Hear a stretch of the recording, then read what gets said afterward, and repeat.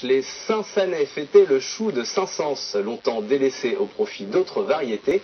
Ce légume pouvant peser jusqu'à 20 kg a été remis au goût du jour par un jardinier passionné, Gérard Mallet. Pour la 6e année consécutive, sociétés horticoles et confréries se sont rassemblées autour de ce légume ancien devenu l'emblème de la commune. Le public lui a dégusté le millefeuille Saint-Sanais et profité de nombreuses animations, reportages. Ce chou rustique peut peser jusqu'à 20 kg. Communément cultivé jusqu'à la moitié du XXe siècle, il a été délaissé pour d'autres variétés plus petites. À Saint-Saëns, le chou local donne lieu à une fête gastronomique annuelle. L'objectif de cette fête, c'est justement de revaloriser le chou de Saint-Saëns, qui a été sauvegardé par un habitant de Saint-Saëns. Et c'est aussi l'occasion, je dirais, de défendre le patrimoine local, puisque le chou est l'emblème de Saint-Saëns, on pourrait dire maintenant.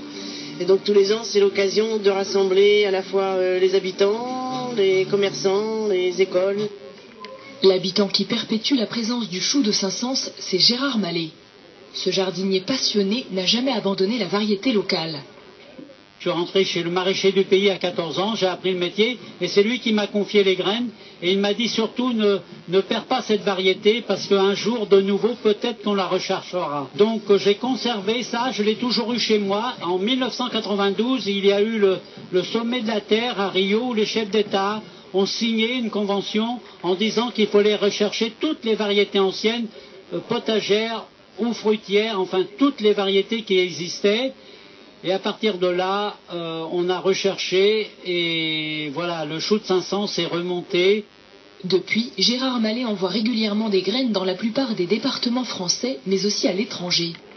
Ce dimanche, l'art et la manière de cultiver ce légume a été exposé par les sociétés horticoles. Présente également la confrérie Saint-Fiacre de Rouen. Ce sont ces personnes vêtues de vert qui ont donné des couleurs à la fête. La confrérie Saint-Fiacre de Rouen existe depuis l'année 1700. Nous fêtons notre saint patron Saint-Fiacre tous les ans le premier dimanche de septembre. Saint-Fiacre étant le patron des jardiniers, horticulteurs, maraîchers, tout ce qui a trait à la nature. Et donc nous décorons tous les ans l'église du Sacré-Cœur à Rouen de fleurs et de légumes de haut en bas. Pas de fête gastronomique sans dégustation. Une habitante du bourg a proposé sa recette, le millefeuille Saint-Sanais, avec bien sûr pour base le chou local. Oh, il a toutes les vertus. Rien qu'à voir le nombre de personnes qui étaient au banquet là ce midi, c'était, voilà, pour moi c'est la plus belle récompense. J'ai essayé de le faire avec les autres choux. Il se tient moins bien à la cuisson et il est plus tolérant au niveau gastrique, on dirait. Il est moins chargé en soufre, celui de Saint-Saëns. Voilà. La 6e édition de cette fête du chou s'est également intéressée au thème des fruits normands. Exposition, vide-jardin, visite des jardins familiaux et jeux d'hiver. De nombreuses animations ont captivé le public de 10h à 18h, le tout en fanfare.